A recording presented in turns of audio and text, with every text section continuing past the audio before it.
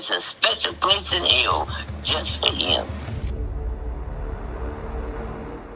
Hi everyone, welcome to my channel. My name's Anne, but I also go by my nickname Nini. I like to focus on Midwest true crime because I'm a Minnesota farmer's daughter. Today we're going to go to Ohio and talk about one of the state's worst serial killers, Anthony Sowell. This case was requested by Carrie R, so thank you very much for that suggestion. This one is a doozy. What he put these women through is brutal. What makes this case even more shocking is that he murdered women over a course of 2 years, and he kept the bodies in his house or buried them in his backyard.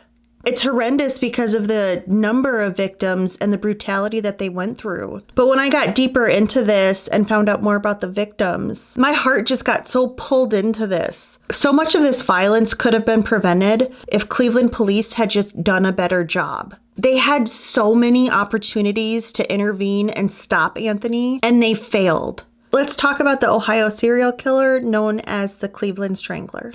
Anthony Edward Sowell was born on August 19, 1959 in East Cleveland. His childhood was traumatic. His father, Thomas, was a womanizer, alcoholic, and known for being a little kooky. He left the family when Anthony was a baby, and Anthony was mostly raised by his mother, Claudia Garrison, and his grandmother, Irene. Anthony had 4 siblings. His older sister had several health issues and passed away, leaving her 7 children in Claudia's care. Claudia also inherited her daughter's welfare benefits and used the money to buy a big house at 1878 Page Avenue and moved everybody there. The house was definitely crowded and it was very dysfunctional. Claudia and Irene had very strict rules, and if the kids didn't follow those rules, or even if Claudia and Irene just thought the kids weren't following those rules, they would be punished. One day when Anthony was little, he didn't do his chores. When his mother came home, Anthony ran to the car door to greet her. She rolled down the window and punched him in the face. Anthony told his mom she broke his nose.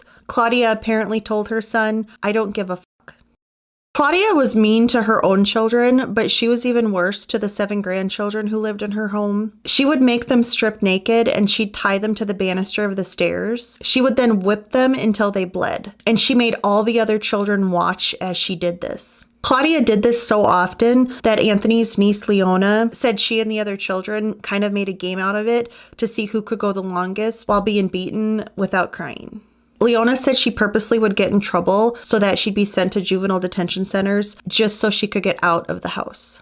In school, Anthony was bullied because he was a quiet kid and kids considered him different. His sister Tressa said at home Anthony was a mean and aggressive child. When Anthony was 18, he started dating 17-year-old Twyla Austin. Anthony did not have enough credits to graduate high school, so he dropped out and joined the Marines. He left for the Marines in January of 1978, and I don't think he knew that Twyla was pregnant at that time. It's likely that Twyla didn't even know she was pregnant before he left. His daughter was born 8 months after he left for the Marines. He and Twyla were no longer in a relationship, but they stayed on good terms, and Anthony would send money and gifts for their daughter. Anthony said joining the Marines was his way of escaping an abusive home. He said he chose the Marines because he was originally going to join the Army, but his mother told him he wouldn't cut it in the Army, so he decided to join the Marines, which are tougher than the Army, just to prove her wrong. For the most part, Anthony was very successful as a Marine. He was a top performer in boot camp and then spent time in the Carolinas, California, and Japan. While in Okinawa, Japan, Anthony was known to spend a lot of time with sex workers. Apparently, he paid women for sex, but then he would do whatever he wanted to them. And these Japanese women thought that they had to go along with it because Anthony was an American Marine and they thought he was more powerful than them. One night, Anthony got in a fight with a military police officer, and there was another time when he went AWOL for 2 months. Otherwise, Anthony was an excellent Marine. He received a Good Conduct Medal, Service Star, ribbons, Certificate of Commendation, a Meritorious Mast, and letters of appreciation. It's interesting to note that the Marines taught Anthony how to kill someone with his bare hands. He excelled in blood chokes, which cuts off blood supply from your carotid artery as opposed to just cutting off your airway.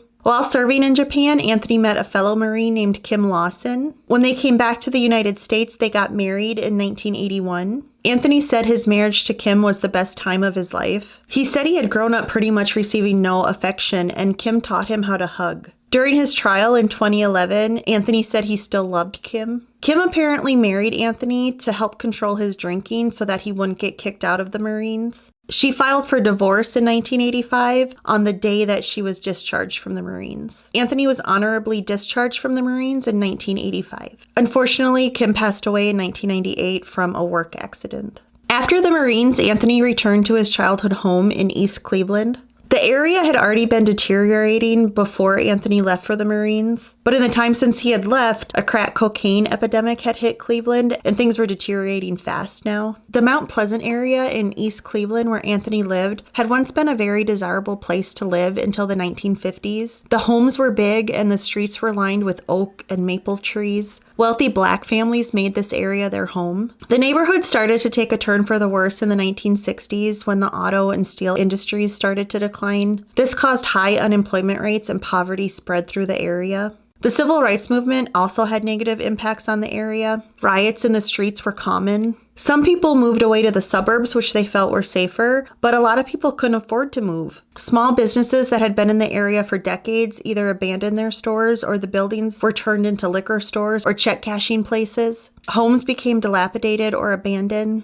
So this area was already struggling when the crack cocaine epidemic started in the 1980s. It became a common sight to see people walking on the street looking for drugs. Crack was fairly cheap, so people who were struggling with poverty could afford it. And if they couldn't, it was common for them to sell themselves in order to get cash. Crime rates soared, and at one point Cleveland had the third highest high school dropout rate in the United States. I wanted to include that info so you got a better idea of the environment where this all occurred. This wasn't an area with white picket fences and sunshine and rainbows. These homes were dark and rough. People not only grew up affected by poverty, they also grew up in homes where physical, mental, sexual abuse was common. To me, it's easy to see why a crack cocaine epidemic exploded in Mount Pleasant. These people dealt with very heavy burdens, and something comes along that's fairly cheap and pretty easy to get that can give you a brief escape from the stresses of life. I get it.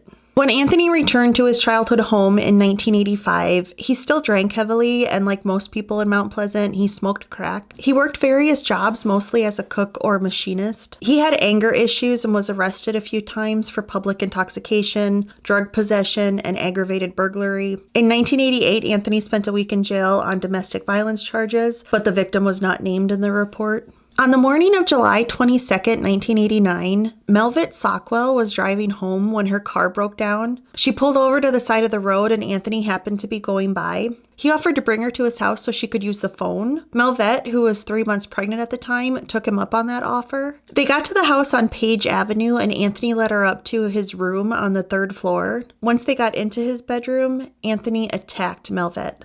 He hit her, gagged her, tied her up, and repeatedly raped her all through that day and into the night. At one point, Anthony choked her so hard she thought she was going to die because her body started to tingle.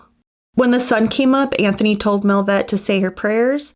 Say your prayers. I'm gonna feed you, then I'm gonna kill you. But first he wanted to take a nap. Anthony had been drinking and passed out pretty quickly. Melvette took this opportunity to try to get away. With her hands still tied together, Melvette was able to make her way over to the dormer window and open it. And then I rolled out the window. I didn't care if I broke every bone in my body. She yelled to people on the sidewalk to get help, and soon police and an ambulance came to the house. Melvette said she thinks Anthony had no intention of her ever leaving that house, but she said God had other plans. Anthony was charged with rape, attempted rape, and kidnapping. While out on bail, he raped another woman, but she apparently wouldn't cooperate with police, so he was not charged for that attack. In Melvette's case, Anthony agreed to a plea deal where he pled guilty to just attempted rape. To me, this is the first time the system failed. He raped this woman repeatedly and brutally for hours, told her he was going to kill her, and he's only convicted of attempted rape. They knew they had a monster, and they let him go. If they only had to listen to me. As part of his plea deal, Anthony was sentenced to 15 years in prison. While in prison, he completed his GED. Throughout his whole prison stay, Anthony was repeatedly denied parole, and he blamed his mother for this. One of the stipulations for parole is that you need to have a stable place to live when you're out, and apparently Claudia refused to say that she would let Anthony live with her. This part blows my mind. Towards the end of his prison stay, Anthony was psychologically evaluated, and they determined he only had about a 6% chance of committing another sex crime. Which, when you know about all the things he did after he was let out of prison, it's like, what? Anthony completed his prison sentence and was released on June 20th, 2005 when he was 45 years old. He lived with his sister Tressa for a short time and then moved into a big 3-story home at 12205 Imperial Avenue. This was the home of his stepmother, Tashana Sowell. Anthony's father had died in 2003, so just Tashana lived there when Anthony moved in. The 3rd story had once been an attic, but had been converted into an apartment, and Anthony moved in there. Shortly after he moved in, Tashana moved to a nursing home, but Anthony mostly stayed living on the 3rd floor. He didn't really touch his stepmother's things. The summer he returned to Mount Pleasant, Anthony met a woman named Lori Frasier when they were both buying beer in a mini mart. Anthony was smitten with her the second he saw her and asked her if he could buy her something better than beer. They then went to a Chinese restaurant and then back to Anthony's house. Lori very quickly moved in with Anthony. He was head over heels in love with Lori, but she had a very serious crack addiction. She had 4 children who she loved dearly, but they lived with family due to her drug use. Anthony knew of Lori's crack use. He was sober from crack at this time, and he encouraged Lori to get sober, but he also enabled her at the same time. He had a pretty good job at Custom Rubber Corps and spent a lot of his money on drugs for Lori. He cleaned up after her, cooked for her. Lori later said if she would have wanted every meal served to her in bed, Anthony probably would have done it. It was common for her to disappear for a few days and then come back. Her children often called Anthony's home and asked if their mommy was there. Lori had to spend time in jail during their relationship. Anthony remained devoted to her. He would walk 90 minutes to the jail to visit her, and then he would walk 90 minutes back home. He did this to try to save money that he would have spent on a bus or a cab so that he could give that money instead to Lori for her commissary. When Lori was released from jail, she went right back to smoking crack. This hurt Anthony. He couldn't figure out why she would want to spend time with drug addicts in zombie-like trances in dilapidated houses when he was providing a good home for her. Sometime in 2006, though, Anthony returned to smoking crack himself. People noticed changes in Anthony's physical appearance and in his demeanor. He looked gaunt and had dark circles under his eyes.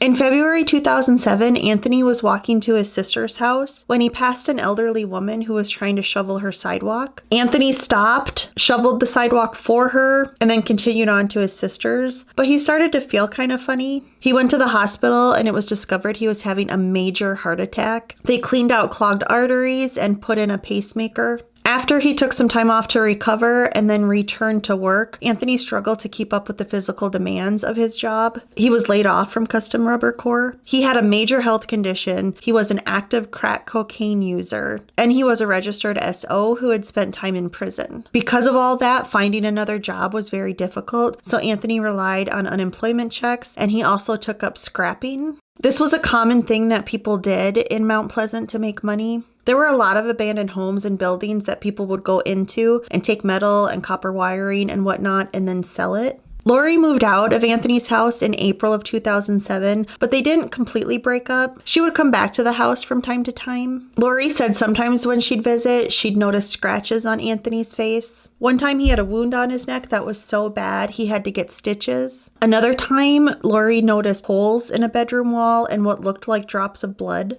Anthony's excuse for all of that was that people had tried to mug him and he fought them off. One day when Lori arrived at the house, Anthony was digging a hole in the backyard. He told her he wanted to make a garden for her, but a garden was never planted in that spot. In late June of 2007, people on Imperial Avenue started to complain of a really bad odor. A woman who lived across the street from Anthony called the city on June 29th, 2007 to complain about the smell. A lot of people started filing complaints with the city. The smell was so bad, even on hot days, people who did not have air conditioners refused to open the windows. The city did come out and investigate, but they couldn't find a definite cause of the smell, but they assumed it was coming from Ray's Sausages, which was right next door to Anthony. Nothing else seemed to be causing the smell, so the city cited Ray's Sausages for not controlling odors. Ray's spent about $20,000 making repairs and upgrading some of their systems, but that awful smell still lingered on Imperial Avenue. Some people moved away because of it, but a lot of people just had to endure it. Some even said the smell was symbolic of the neighborhood going downhill. Kind of kitty corner from Anthony's house was Imperial Beverage, which was a convenience store. The owner of that store said around the time the smell started, Anthony started to make frequent trips to the store to buy heavy-duty trash bags. Once he bought 5 boxes at one time. In mid-2008, Anthony and Lori's relationship ended for good. She wanted to get sober, but didn't think she could if Anthony was still in her life since he was still using. The end of their relationship was very hard on Anthony. He was hurt because he felt like he had been there for Lori for 2 years, going out of his way to help her, and now she just up and left him. In September 2008, Anthony met Vanessa Gay on the streets. She said he seemed like a nice guy. He told her he was a former Marine and that it was his birthday and he invited her back to his house for drugs and alcohol. And this is what Anthony did. He targeted crack addicts because they were vulnerable and he knew they would come to his house. He was known as the friendly guy with crack and alcohol. One thing that's interesting about this case is that Anthony had a huge reputation for being a nice guy. Like when he had noticed the elderly woman shoveling her sidewalk and he did it for her, he did a lot of things like that for other people. He let sex workers shower at his home and not expect sex from them. He cooked food for the kids in the neighborhood who were hungry. He mowed the lawns of elderly neighbors. He was just known as a helpful, friendly guy. Vanessa's crack addiction started when she was 33. Her husband laced marijuana with crack and had her smoke it, and she thought it was just marijuana. Vanessa said she was appalled when she entered Anthony's house and saw how dirty and gloomy it looked. She also noticed a very bad smell, but she wanted crack and Anthony had crack. I say this a lot, but when you are at the height of active addiction, your judgment can go out the window. Your focus is just on getting high no matter what. This desire to get high is why Vanessa didn't turn and run out of the house when she saw the conditions that it was in. Vanessa followed Anthony up to the 3rd floor and the bad smell got worse the further up they went. They went into a bedroom and sat on a bed. Anthony lit up a crack pipe, took one hit, turned to Vanessa, and punched her in the face. He said, bitch, take your clothes off.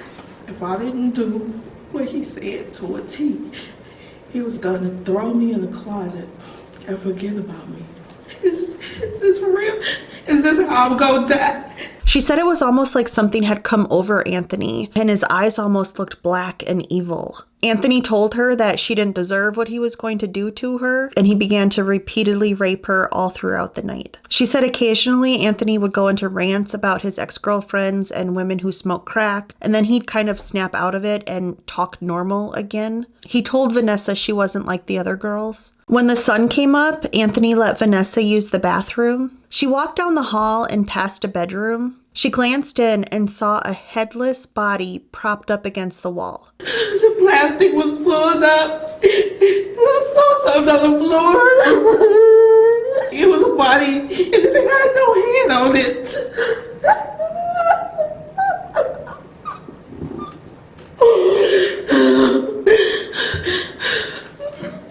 I don't know how Vanessa had the strength to stay calm after seeing something like that, but she knew if she screamed or let on that she had seen the body, Anthony would kill her. So she did her best to try to maintain her composure. When she got back to the room Anthony was in, he told her he couldn't let her go because she would tell people what he had done. Vanessa was smart and she kind of placated him and was like, oh, it was rougher than I'm used to, but why would I tell anybody about that? Surprisingly, Anthony let her get dressed. He walked her to the front door and let her go. Vanessa walked down the street, her body bruised, bloody, and swollen. I made it to cancer and nobody helped me.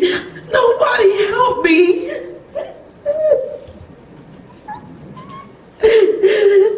Nobody helped me. She called the police and they told her to come down to the station to file a police report. Vanessa had no way to get to the police station. She was in a lot of physical pain, and she also had very little trust in the police. She had been raped before, reported that attack, but that man was acquitted. She knew she would just look like a crack addict to police. So she was thinking even if she got down to the police station, probably nothing would be done about it. So she was like, well, what's the point? So she went to an abandoned home where a lot of people hung out in, laid down on a cot, and slept for 3 days. Vanessa told herself she deserved what had happened to her since she was smoking crack. On December 8th, 2008, Gladys Wade visited her sister in Mount Pleasant, then stopped at Imperial Beverage to buy beer and cigarettes, then started to walk to the bus stop to go home. Anthony was standing on the street as she walked past, and he told her Merry Christmas and asked if she wanted to drink with him. She said, "No, thank you. I have my own beer, but Merry Christmas," and continued to walk past him. He grabbed Gladys by her shoulders, whipped her around to face him, and then he punched her in the face. He then drug her back to his house and up to the 3rd floor. Gladys had hit her head, so she was going in and out of consciousness. When she fully woke up on the 3rd floor, her turtleneck had been removed and Anthony was on top of her. She said his eyes were glowing like the devil. He just started strangling me and strangling me and said, "Please stop screaming, you finna die." And I'm just, gasping for air. What is he using? His hands. All right, and where are his hands? Around my neck.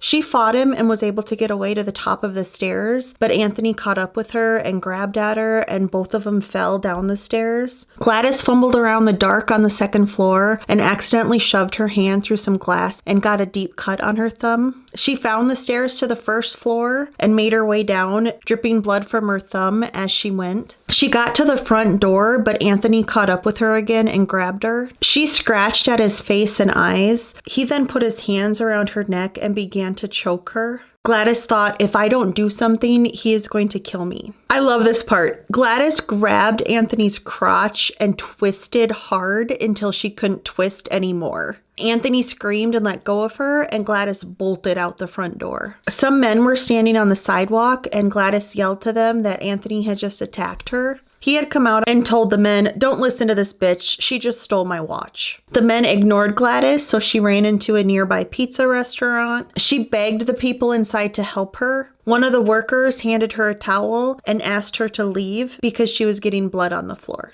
Gladys said she probably looked like a crazy crack addict to them. As she walked down the street, a police car drove by. She flagged them down and they brought her to the hospital. She received 12 stitches in her thumb. Pictures were taken of the bruises and cuts she had on her face, neck, and legs. They took her clothes for evidence, and a nurse noted that the zipper on Gladys's pants was broken. This is when everything should have stopped. This is the most frustrating part of this case. The day after Gladys was attacked, her case was handed over to the sex crimes unit and assigned to Detective Georgia Hussein. I tried to find a picture of her, but I couldn't. She deserves to have her picture blasted all over the internet for her incompetence. Gladys met with Detective Hussein and told her Anthony might have scratches on his face from her. They did obtain a search warrant and went to Anthony's house. They found her turtleneck in the 3rd floor room, and they could see some spots of blood from her thumb. Anthony was arrested on suspicion of rape, but just 2 days later, he was released.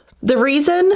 Detective Hussein said Gladys was not credible and there was insufficient evidence to support her story. Anthony had told Detective Hussein that Gladys had robbed and assaulted him, and she believed Anthony over Gladys.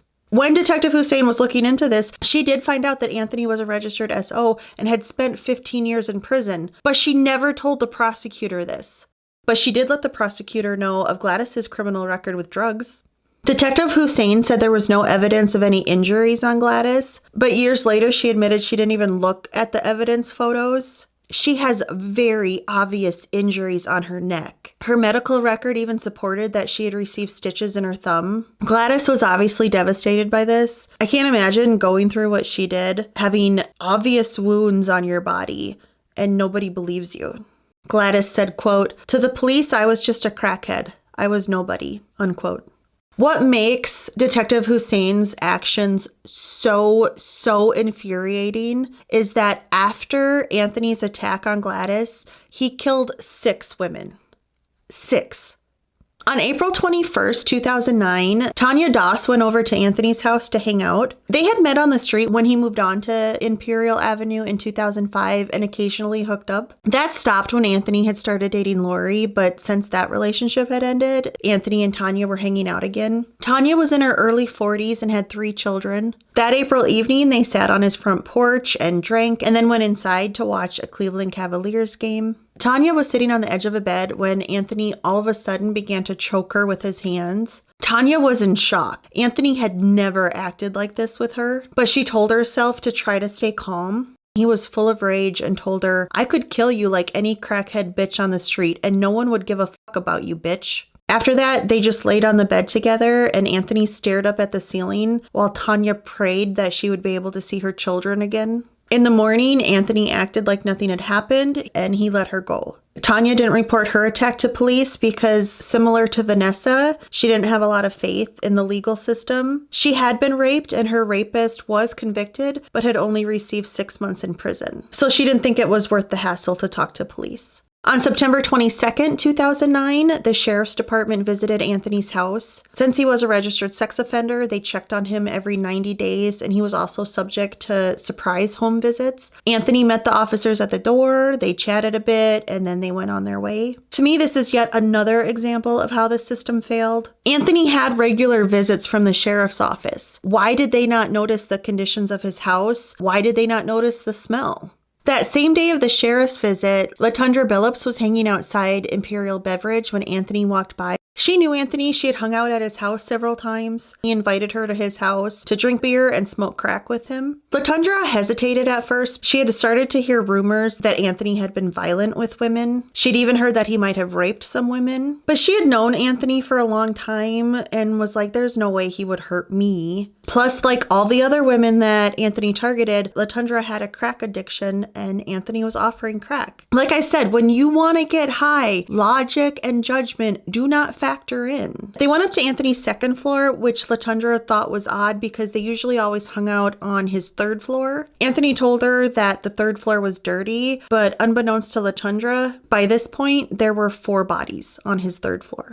They started to smoke some crack and Anthony put his hands around Latundra's neck and squeezed. She pushed him away, but then he punched her in her face. Anthony then took his shirt off and Latundra could see the outline from his pacemaker. Her heart stopped because now she knew the rumors she had heard about Anthony were true because one of the women he had attacked had mentioned seeing the outline of a pacemaker. Anthony forced Latundra to lay down on her stomach. He put an extension cord around her neck and pulled tight as he started to rape her. She was able to get a couple fingers in between her neck and the cord, and this probably saved her life because Anthony pulled hard. Latundra did pass out. When she came to about 3 hours later, Anthony was sitting in a chair smoking a cigarette. Both of them were kind of surprised that she was alive. Anthony told Latundra that he needed to kill her, otherwise she would go to the police. She tried to be casual about it and said, "Oh, I'm not going to go to the police, but I'm not coming back to your house again." Anthony apologized and said he had been going through some things. He walked Latundra to the front door and let her walk out of his house. She said she looked back a couple times as she walked and saw him standing in the doorway. As soon as she reached the corner and out of his view, she ran. She was hesitant at first to report her attack due to her drug history, but she did go to the hospital and a rape exam was performed. She had deep ligature marks on her neck from where Anthony had pulled on the cord. Latundra's case was given to the sex crimes unit, but it would not be looked at seriously for over a month later. So Anthony just kept on doing what Anthony liked to do because nobody was stopping him. On October 19th, 2009, Shawn Morris went out looking to get high. She was married with kids and trying to stay sober, but the cravings were strong that night, so she went out and partied. By early morning, she was worried to go home because she knew her husband would be mad at her. She didn't want her kids to see them fight, so she thought, I'll just find a place to crash for a couple hours until they leave for school, and then I'll go home. She ran into Anthony, who offered to let her hang out at his house. They hung out on Anthony's second floor. Shawn told Anthony about her husband and kids. Around 9 a.m., she left, but she was a few houses away when she realized she didn't have her ID on her and figured it must have fallen out in Anthony's house, so she turned around and went back. Anthony let her in, but it was like he was a different man. Once inside his house, he immediately put her in a chokehold. He pulled her into a second floor bedroom and raped her as he said, "I hate you bitches. Look at you. You got a husband at home and you're on the streets." At one point, Shawn did loudly scream, so Anthony stopped attacking her and he went around the second floor closing windows. Alone in the bedroom, Shawn looked at the window that was in the bedroom she was in. She prayed to God and said, "I'm going to jump out that window. Please don't let me die." She kicked out the screen and then lowered herself over the edge to try to get herself as close to the ground as possible before she let go. It was then Anthony came back into the room and saw her out the window, so he ran over and tried to pull her back inside. When he realized he couldn't pull her back in, he kind of forcefully let go. Shawn, who was completely naked, dropped 20 feet to the ground that was in between Anthony's house and Ray's sausages. She broke her skull, fingers, and 8 ribs. She was knocked unconscious. Ray's had a security camera pointed in this direction and caught this. A small crowd started to gather in front of Anthony's house because people had seen Shawn fall. Donald Laster was driving down Imperial Avenue, noticed the crowd, and stopped to see what it was about. By this point, Anthony, who was also completely naked, had come out of the house and was trying to pull an unconscious Shawn back into his house. Donald asked him what was going on, and Anthony tried to tell him that Shawn was his girlfriend and they had been having sex and she accidentally fell out the window. Donald doubted that story and called 911. She fell out the window upstairs on the second floor. Okay, are you there? She laid on the ground, back neck. Thank goodness he actually did something, because it just seems like so many people in this case looked the other way. When Shawn woke up 3 days later in the hospital, she asked a nurse for a phone so she could call her husband, and the nurse said, "Oh, your husband rode with you in the ambulance." Shawn realized she must have been talking about Anthony. She told the nurse, "That man is not my husband." Anthony later called Shawn and threatened to kill her if she told police the truth. So out of fear, she didn't tell anybody what Anthony had done. When police questioned her, she told them they had been hanging out on Anthony's second floor porch and she had accidentally fallen off. When Shawn talked to her husband, she told him that she had been crossing the street and a car had hit her. On October 27th, 2009, police finally met up with Latundra Billups to talk about her attack. She was still hesitant to talk to police about it due to her drug history, but something kept telling her that she needed to talk to them, otherwise Anthony would keep doing this to other women. She was like, "This is the reason you survived." 2 days after Latundra talked to police, a SWAT team went to 12205 Imperial Avenue. They burst in ready to arrest Anthony for rape. Even though these officers had years of experience and had seen a lot of gruesome things, I don't think anything could have prepared them for what they were going to find in the house that day. When they first went in, they noticed that bad odor. They went room to room looking for Anthony, but he wasn't home. The house was completely filthy. They said there were so many dead flies in some of the rooms that every step they took, there was a crunching sound. As they made their way up to the 3rd floor, that bad smell kept getting stronger and stronger. They walked down the 3rd floor hallway, clearing rooms as they went. They reached a locked door at the end of the hall that had a bunch of clothes shoved at the bottom of it. They used a battering ram to burst into the locked door, and they immediately recoiled because that bad odor had just intensified and hit them. They then noticed in the middle of the sitting room were 2 dead bodies lying next to each other. And finally, what was really going on in that house on Imperial Avenue was discovered. The SWAT team called in more police to do a more thorough search of the house. They found a pile of dirt behind the basement stairs. Underneath the dirt was a 3rd body, almost completely wrapped in duct tape. A cadaver dog led them to the 3rd floor crawl space. There they found 2 more bodies. One was shoved in a black trash bag and one was under some dirt. They took the cadaver dog to the backyard where he alerted them to an area near the back steps. They dug and found a 6th body. They eventually put up a chain link fence around the house to try to preserve the crime scene.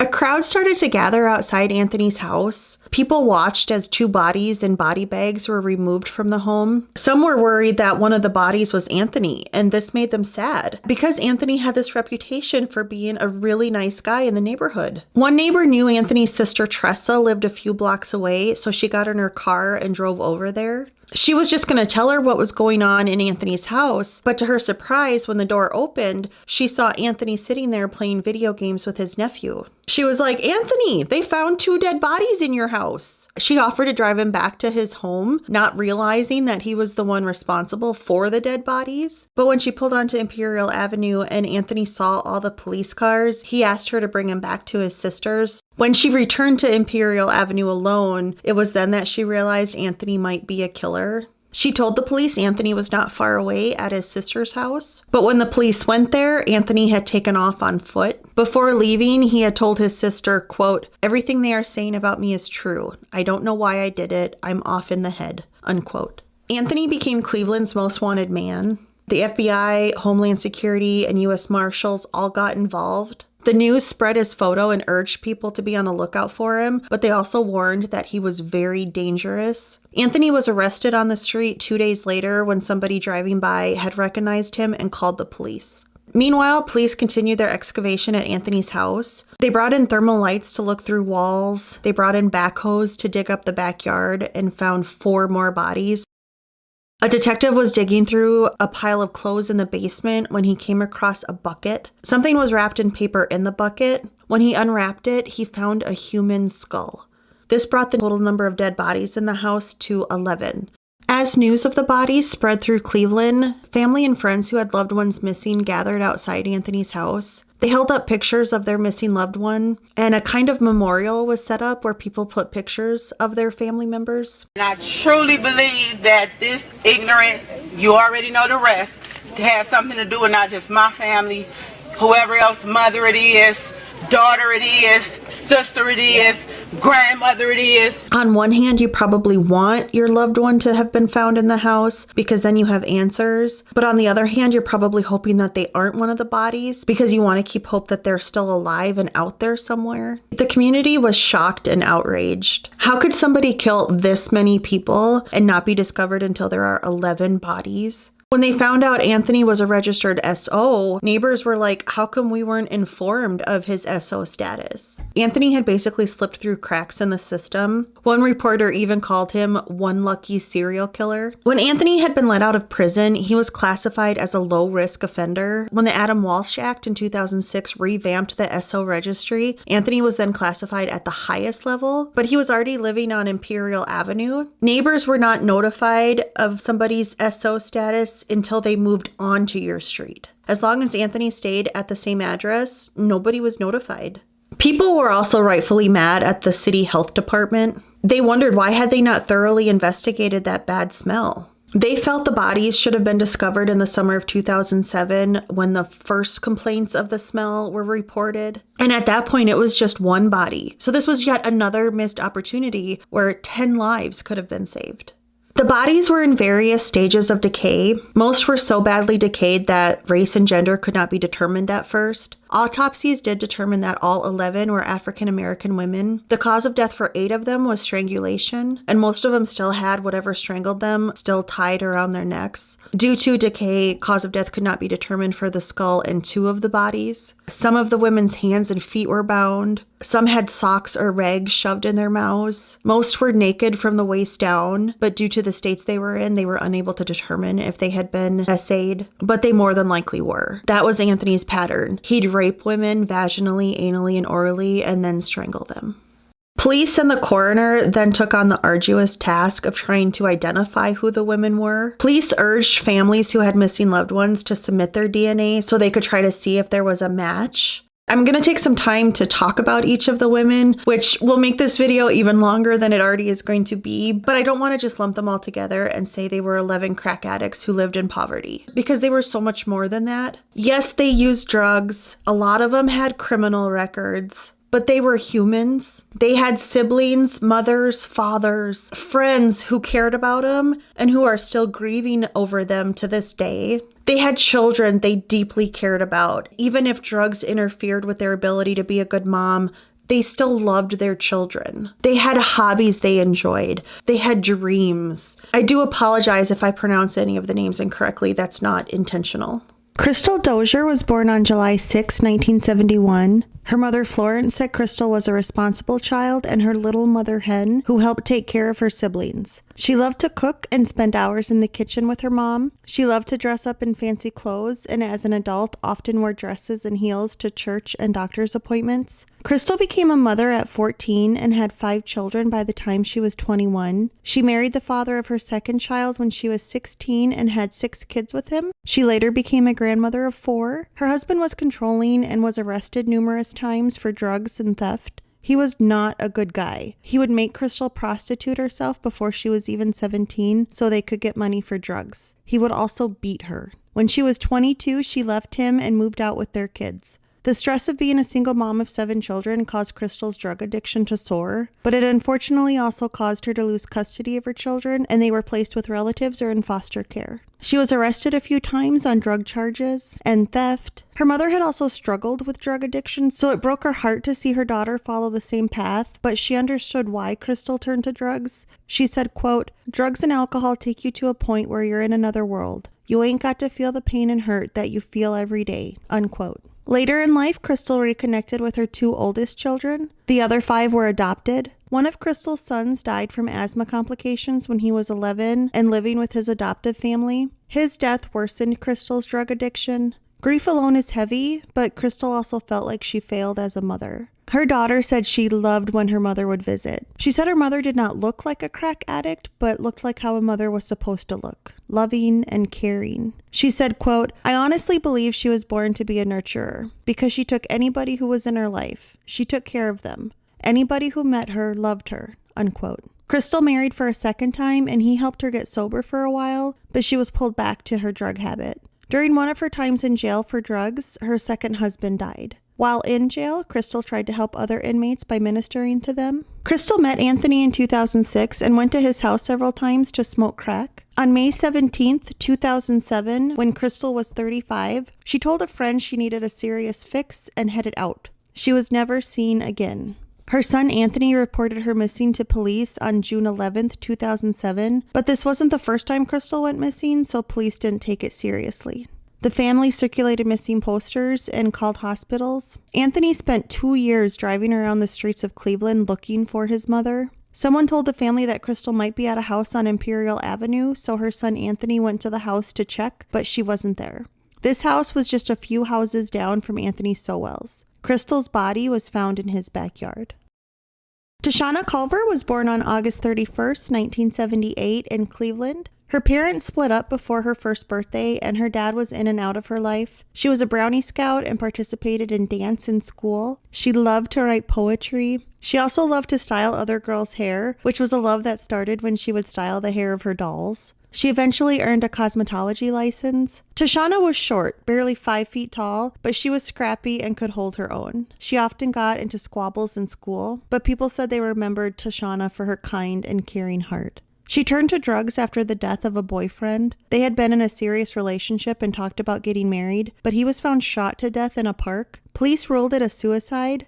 This destroyed Tashana and sent her into a deep depression, and she turned to crack to cope. She had an 8-year off-and-on relationship with a man named Carl, who treated her well, but he was also addicted to drugs. Tashana sometimes prostituted to get money for drugs. She was in and out of jail and prison. The number of children she had is not known, but is thought to be between 5 and 8. Her first child was born when she was a sophomore in high school. Her drug addiction caused her to be in and out of her family's lives, and her family raised her children. She and Carl eventually started to turn their lives around. They moved into a small apartment in Cleveland after sleeping on the streets for 2 months. Money was still tight, but Tashana worked on cleaning up the apartment, hoping her children would move in with them. Carl said all Tashana talked about was her children. One night she cooked salmon patties, rice, and string beans for she and Carl, and after they were done eating, she brought 2 plates of food out to 2 homeless men sleeping in a van. Carl asked her why she did that because money was still tight. Tashana said the Lord had blessed them for the day, and they should be a blessing to someone else. She and Carl had a good relationship, but not a smooth one. She was arrested once for domestic violence after she punched Carl and tried to stab him. He had her arrested because she was pregnant with their child, and he knew she couldn't use drugs if she was in jail. In 2006, Carl got sober, but Tashana still was using, so they split up. She moved in with her family, who lived on Imperial Avenue, just a few doors down from Anthony Sowell, and she continued to sell herself on the streets to get drug money. Her family kicked her out because they didn't want her children to see her the way she was. Carl and Tashana talked in 2008 about getting back together. He was living in Akron at the time, and they planned for her to move there with him. He came to Cleveland in June of 2008 to pick her up, just a couple months before she would turn 30, but she never arrived at their meeting spot. Her family didn't report her missing because they didn't keep in touch much due to her drug use, and they thought she either had moved to Akron with Carl or was in jail again. When they heard the reports of the bodies in Anthony's house, they wondered if one of them was Tashana. Her body was found in a black trash bag in the 3rd floor crawl space.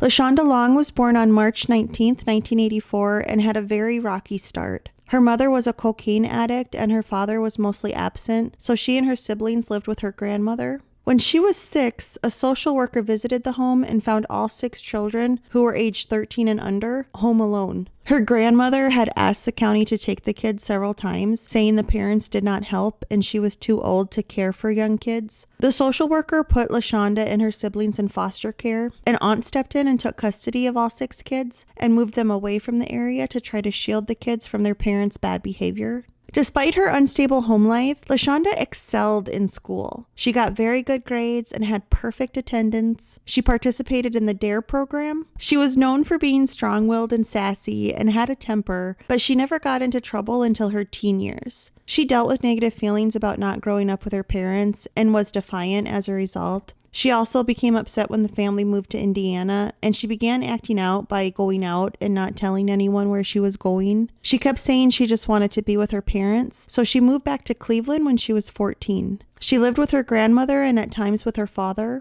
She would walk the streets looking for her mother. She was in and out of juvenile detention centers and became addicted to drugs. She became pregnant with her first child at 14 and had 3 kids by the time she was 17. Londa was deemed unfit to raise her children and they were put with family. She was charged with kidnapping when she tried to take the kids from that family. She was also arrested a few times for drugs and petty theft. A social worker said that Londa was burdened by the environment she had grown up in and she never really had a handle on who she was. She said Londa was a very skilled writer and her writing grabbed you. Londa wrote about dreams of having a better life for her and her children. She wrote about a desire to attend community college. The social worker said if someone could have nurtured Londa's writing skills, her life could have been very different, but it was like she never had a chance. She was in and out of her family's lives and was reported missing several times to police. She would occasionally call family and check in. During the last phone call with her aunt, Londa said she regretted not listening to her aunt and the lessons they were trying to teach her. She said she would have been better off if she had listened. Her aunt told her she loved her and it wasn't too late to get her life together. Londa went missing in August 2008 when she was 24. Her family didn't report her missing because she had gone missing before. Her skull was the one found in the bucket, and it was her torso that Vanessa Gay saw.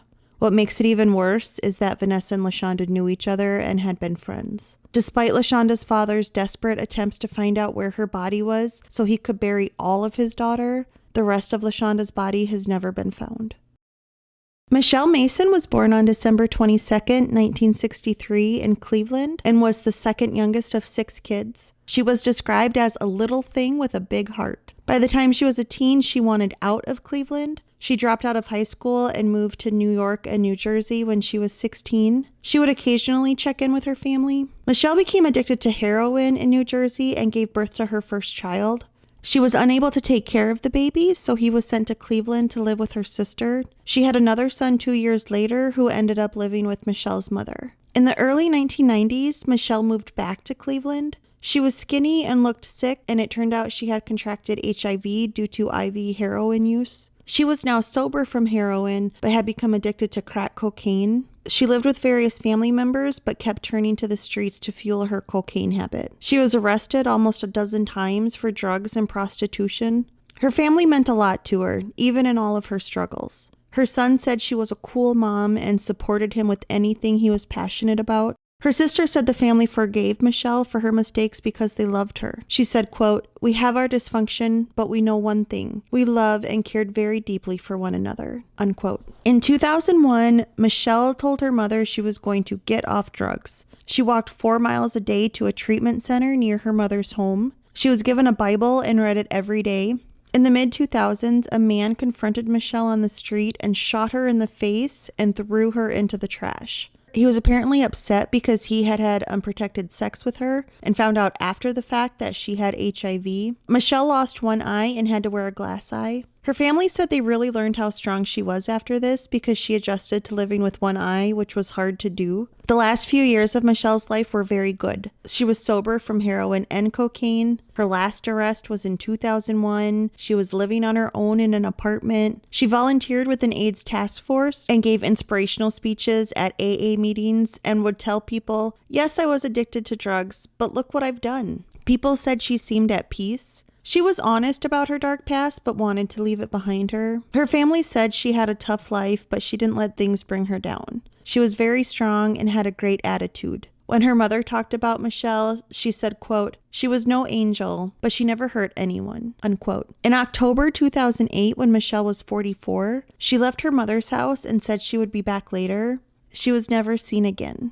She had kept in regular contact with her sons, so when they didn't hear from her, she was reported missing, but not much was done. The family held a candlelight vigil for her at a church and invited press, but nobody came. They tried to get local police, FBI, local media, anybody involved, but nobody helped them. One family member said the news was running a story about Christmas ornaments that had been stolen from someone's yard, but they would not run a story about a mother who was missing. Her family was surprised to learn she had gone to Anthony's house and that he led women there with a promise of drugs because they thought she had been sober. Her apartment wasn't far from his house, so they wonder if she got off the bus and he met her while she was walking home. Her body was found in his backyard, wrapped in a black comforter. A brown sock was tied around her neck. Tanya Carmichel was born on June 30th, 1956, and grew up in East Cleveland. Her parents divorced when she was young, and she and her brother were mostly raised by just their mother. Her mother instilled in Tanya the importance of hard work at an early age. They had a garden in their yard and would sell vegetables to neighbors. Tanya was a member of 4-H. She had her first child when she was 16 and dropped out of high school, but later earned her GED. Her brother was tragically killed in 1976 during a robbery. Tanya had her second child a year after his death and named her Danita after her brother. Tanya loved life and loved to have fun, but she worked hard to provide a good life for her children. She took courses at a community college, worked as a medical secretary, bartender, and had real estate and barber licenses. She took her kids on vacations, horseback riding, and to concerts. She loved going to clubs and cabarets. She loved makeup and going on cruises. When Cleveland first started to experience a cocaine epidemic, Tanya used to stand on the doorstep and yell at drug dealers to get away from her house to protect her children. Her family can't pinpoint the exact moment this changed and Tanya started using drugs, but they are suspicious an ex-boyfriend introduced crack to her. By the time Tanya's third child was born in 1985, she was addicted. They think the death of her father and the end of a long-term relationship contributed to her drug addiction. She lost custody of her youngest son, who ended up being raised by her mother. She was evicted from her apartment and bounced around living situations. She was arrested several times for theft and drug charges and spent time in prison. Tanya would get sober from time to time, but always fell back into drugs. Her family thinks she probably felt her drug use was under control and she could stop anytime she wanted to, which is a common thing addicts tell themselves, but is rarely true. Tanya disappeared on November 10th, 2008 when she was 52. Her mother, Barbara, went to the police station on December 2nd, 2008 to report her daughter missing. The police there knew of Tanya's history with drugs, so they told Barbara to go home and wait. They said Tanya would come home when her drugs ran out. Barbara's DNA was used to identify her daughter's body. Tanya's body was found in Anthony's backyard. A cell phone charger cord was wrapped around her neck. Kim Yvette Smith was born in January 1965 and had a good childhood for the most part. Her nickname was Candy. She loved to play with dolls, watch cartoons, and have play dates with cousins. She loved animals and would often bring home stray cats. By the time she was in high school, her parents had divorced. Her mother remarried and they moved, so Kim didn't see much of her father Donald during this time, but he did support her financially. Kim began using drugs during her senior year of high school. She looked older than her actual age and hung around with an older crowd. Her dad said her body grew before her mind did.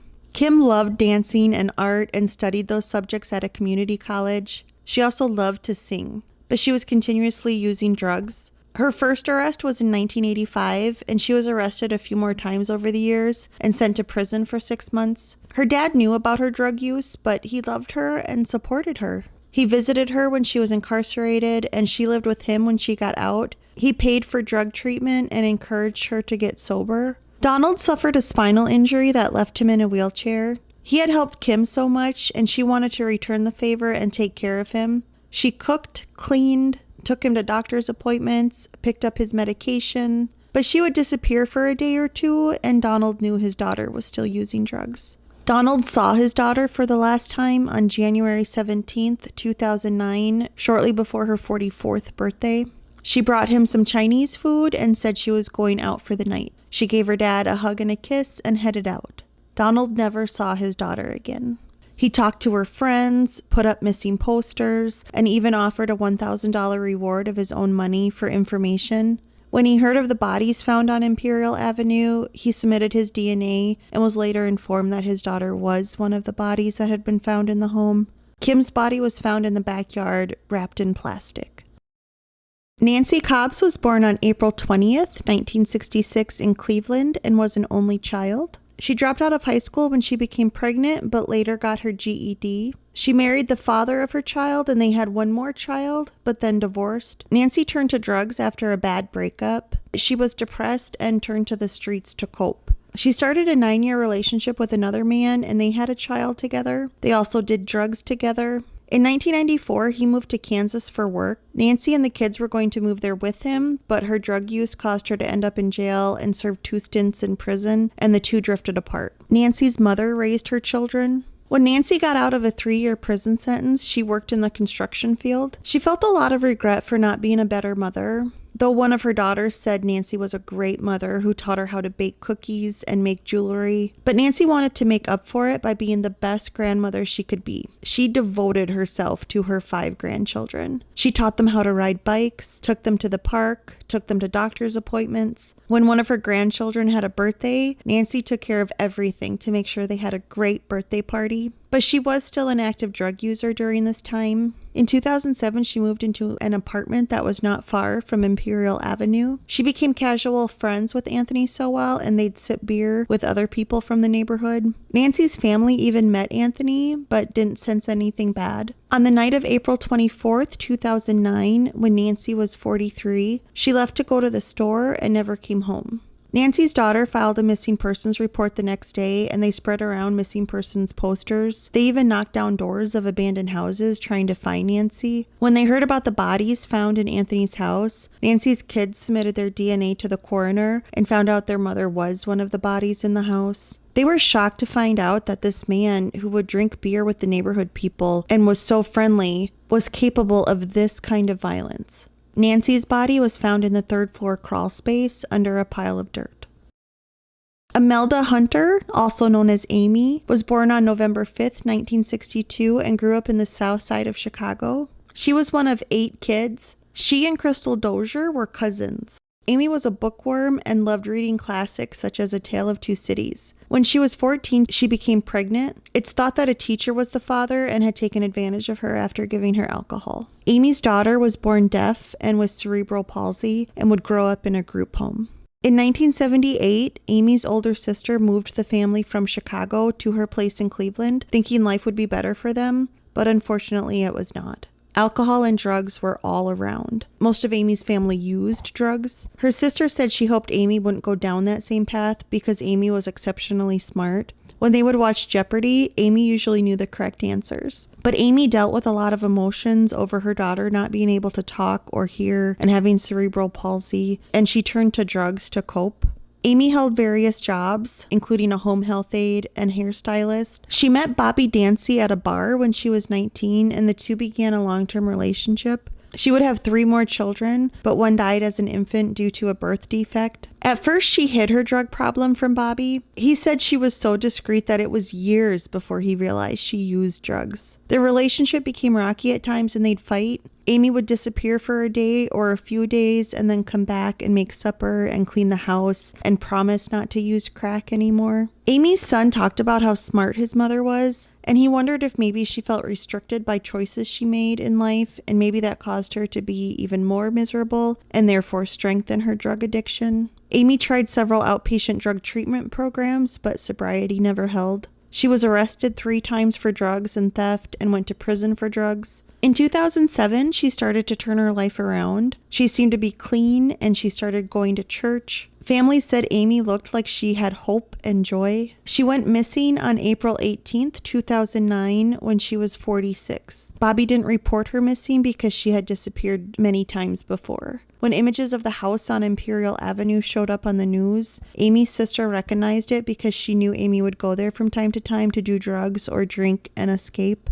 She said Amy considered Anthony a friend and a nice man. Her body was found in the backyard. The strap of a suitcase or briefcase was tied around her neck.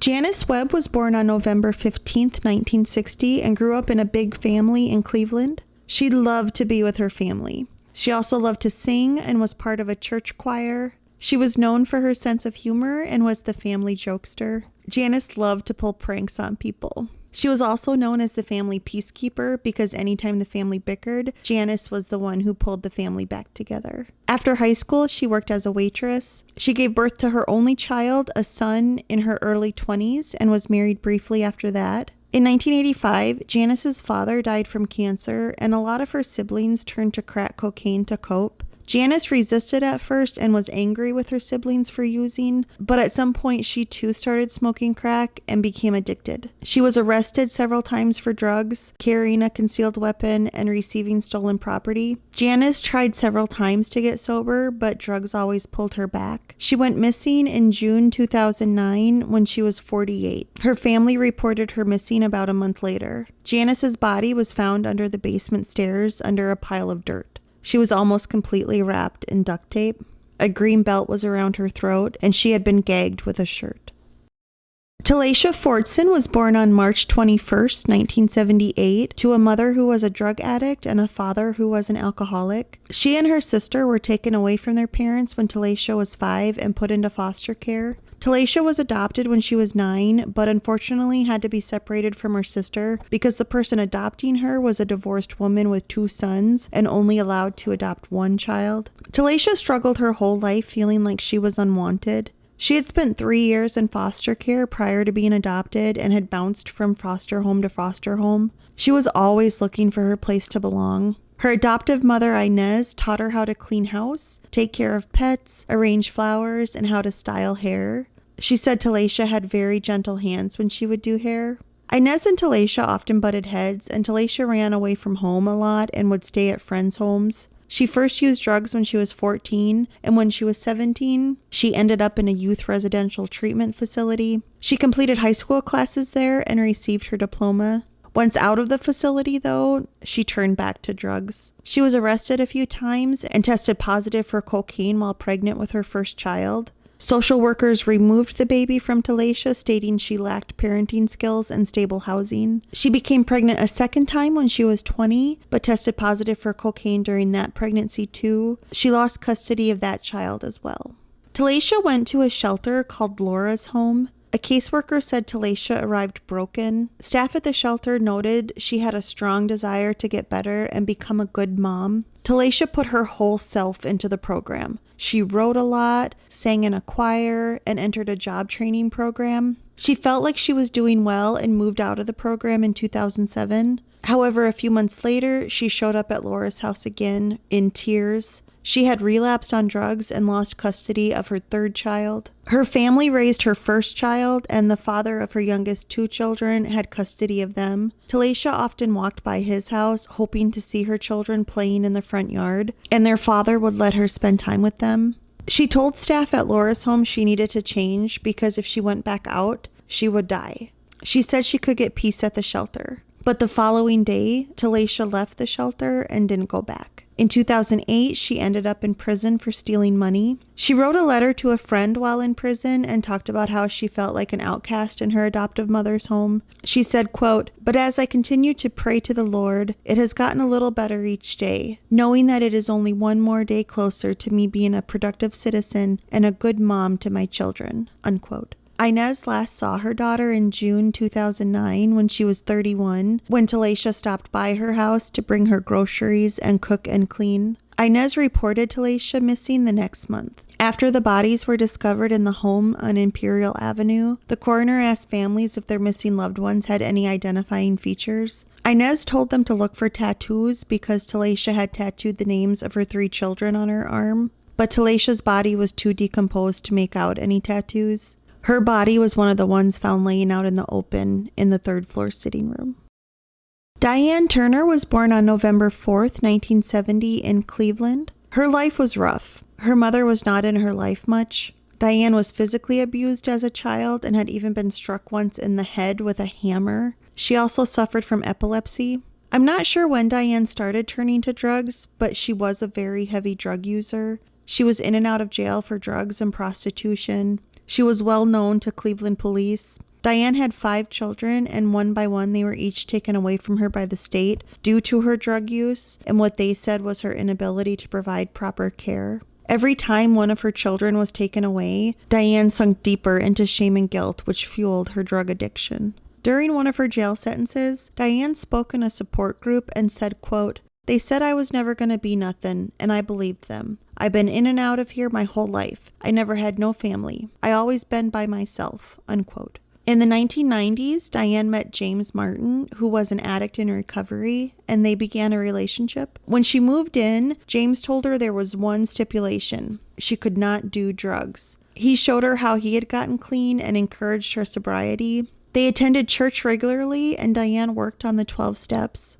This was the first time Diane had felt part of a community. She discovered she was pregnant with James's baby, her 6th child, and was very excited. After feeling like she failed her first 5 children, she felt like she could be a good mom to this baby. In November 2001, Diane gave birth to a little girl named Denise, and James said it was probably the best time in Diane's life. She was clean, they had a newborn baby girl, life was good, but it didn't last. Just 4 days after giving birth, the county took Denise away from Diane, even though she had been sober for almost 2 years.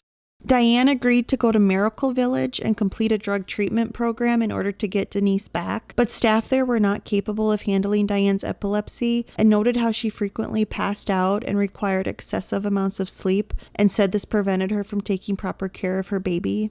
James encouraged her to stay and complete the program, but Diane kept saying they would never give her baby back, and she left. James said the system that was supposed to help build Diane up destroyed her. Diane once said that the only place people look out for you is on the street. She said, quote, "If you try to go get help from other places, they try to tear you down," unquote.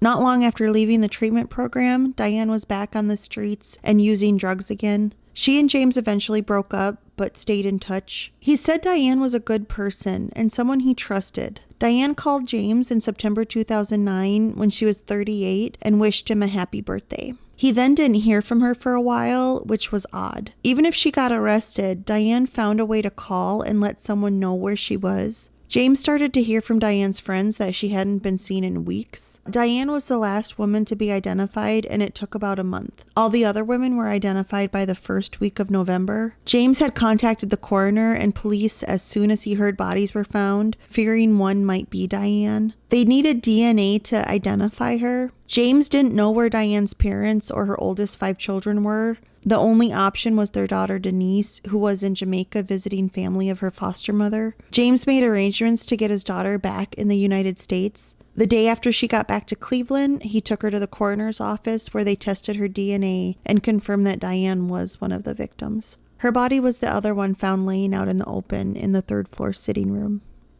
So Halloween 2009, Anthony Sowell was arrested. He was 50 years old. Police questioned him for 8 hours. He initially said he had vivid dreams and implied he might have acted out those dreams and killed the women that way. He also claimed he heard a voice named Arnie telling him to murder. He was charged with 85 counts such as rape, attempted rape, aggravated murder, kidnapping, abuse of a corpse, and felonious assault. Anthony initially pled not guilty by reason of insanity, but later changed it to just not guilty. Since it's likely all of the women were strangled to death, the media started calling Anthony the Cleveland Strangler. They compared him to the Cleveland torso murderer who killed 13 people between 1935 and 1938 and is still unsolved. Both that killer and Anthony Sowell targeted people who were vulnerable. They think the torso killer targeted people who were affected by the Great Depression and lured them with food. Anthony targeted crack addicts and lured them with drugs. Police urged other potential victims to come forward. Some women probably never reported their attacks because of their drug use and criminal records. One woman in California recognized Anthony's face on TV. She called police and said Anthony raped her when he was stationed there in 1979, but I don't believe there was enough evidence for it, so he wasn't charged. A Cleveland woman came forward and said Anthony raped her on April 15th, 2009. She had gone to the hospital afterwards and a rape kit was performed, but it was never sent to the crime lab. It apparently was just sitting in a desk drawer. After she contacted police in November 2009, they pulled her rape kit and sent it to the crime lab. It matched Anthony's DNA.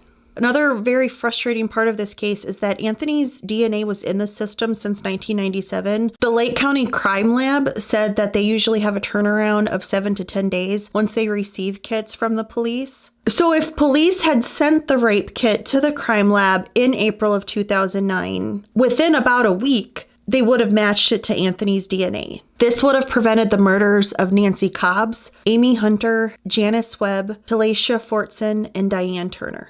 The police chief tried telling the media that no rapes were reported in April of 2009, but the media was able to get copies of this report and it was clearly dated April 15th, 2009, rape/kidnapping. This rape was not added to Anthony's charges because a judge said that his defense team didn't have time before the trial to properly analyze the DNA. That didn't make a lot of sense to me, but I don't always understand the legal part of stuff. Anthony's trial started in June 2011. Rufus Sims was one of Anthony's defense lawyers, and he was one of Ohio's top defense lawyers. Anthony's case captivated the media. It was just such a shocking crime. So it was all over local news. It was all over national news. Time magazine named it the #2 crime story of 2009 after the rescue of J.C. Dugard. However, by the time the trial had started 2 years later, it was overshadowed by the Casey Anthony case in Florida. People were still very invested in Anthony's trial, but not as much as when it first hit the news. I think this is just another example of how the media prefers to focus on white people as opposed to people of other races, even if that white person is the perpetrator,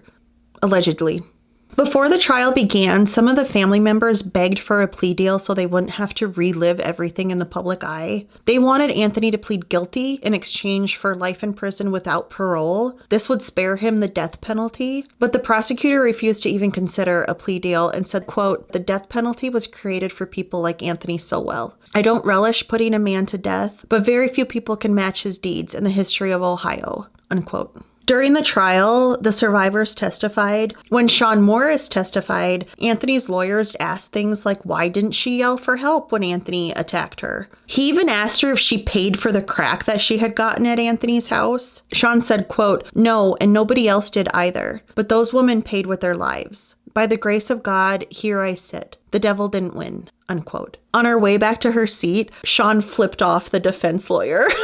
All of the women were so brave to testify. They not only had to relive their horrific ordeal they went through in a public setting, but they also had to do it with the man who had hurt them sitting just feet away.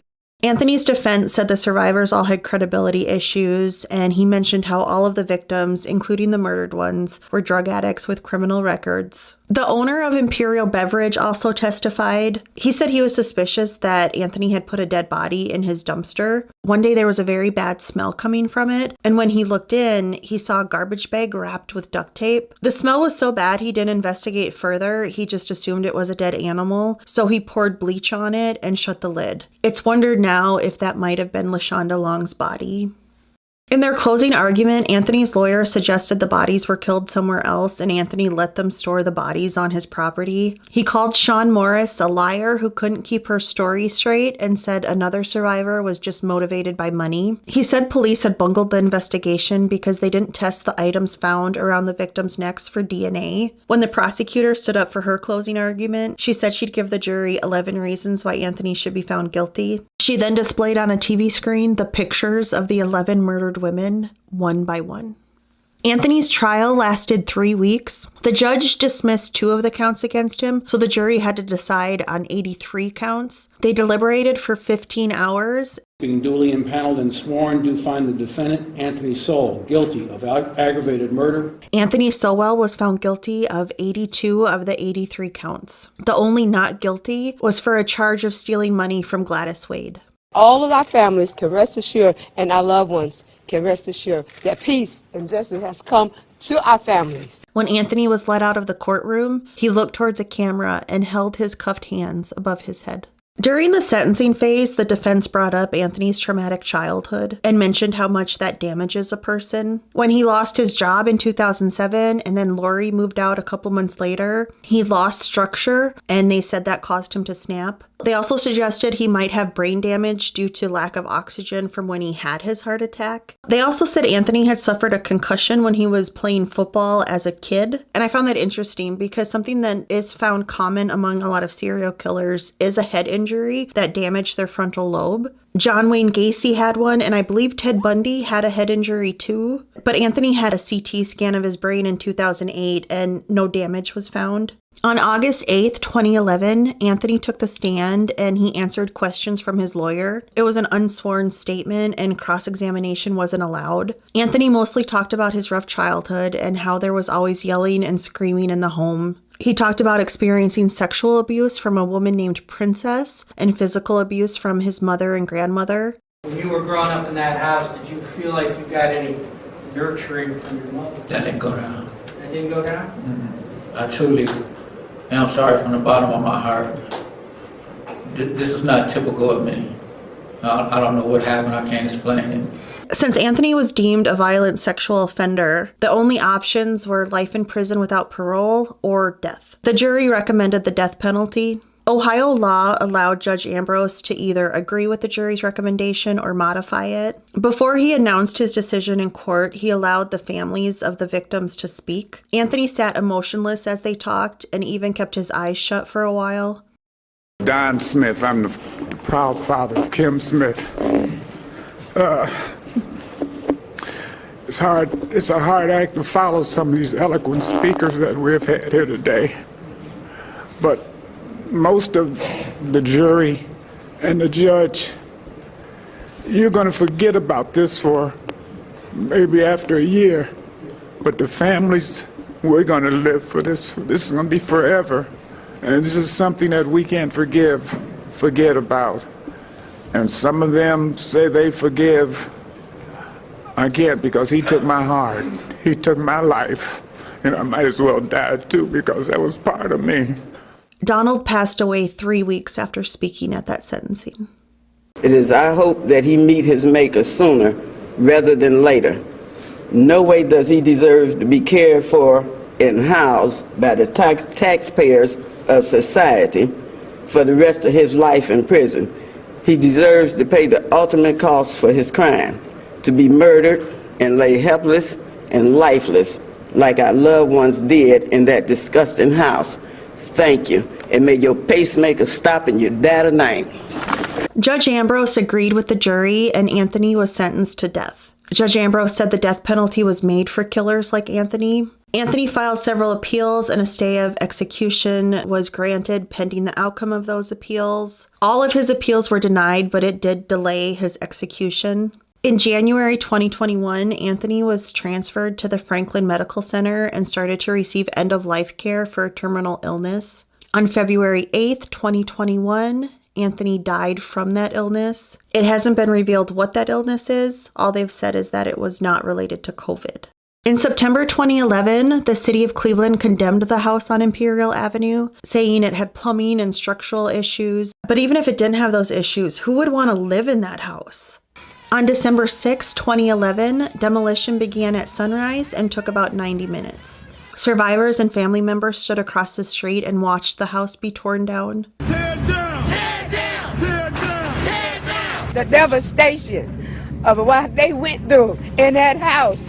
When they first hit that house with that crane, I thought about the horror that the ladies went through when they went into that house. Yeah, you know, their devastation. The lot stayed empty for a while until 2021 when a memorial was created on the lot called the Garden of 11 Angels Memorial to honor the 11 women Anthony murdered. This memorial was very necessary in our healing process to try to erase some of the negativity that this ground represents. The city of Cleveland paid $2,500 to the family of Crystal Dozier for a claim that they filed. Gladys Wade, Latundra Billups, and the families of the 6 women murdered after Anthony's attack on Gladys filed a lawsuit against the city. They said Detective Hussein had botched the investigation. She retired in 2010, so it's unfortunate that her ass couldn't be fired, but that's just my opinion. Lawyers for the women and the family members said if Detective Hussein had just looked at the crime scene photos that showed Gladys's injuries, or if they had done a more thorough search on his house, 6 lives would have been spared. In the lawsuit, they said not only was Hussein's work in the case unacceptable by national law enforcement standards, but also in terms of basic common sense. A 3-panel judge ruled that Detective Hussein did act in a reckless manner. In 2018, the city of Cleveland paid $40,000 to Gladys Wade, $260,000 to Latundra Billups, and $1 million total to the families of the 6 women. Gladys Wade had nightmares for years and would sleep fully clothed. Latundra eventually earned a master's degree in social work. She wanted to devote her life to helping others. Vanessa Gay said she is pleased to see Ohio start to help people who have opioid addictions, but feels like people who have crack addictions are not treated the same. She said, quote, "Why don't I need the same help that someone else gets because they're another color and on another type of drug? Why don't I see the same help instead of incarceration?" Unquote. She also said that there was life after trauma and this wasn't the end of her story.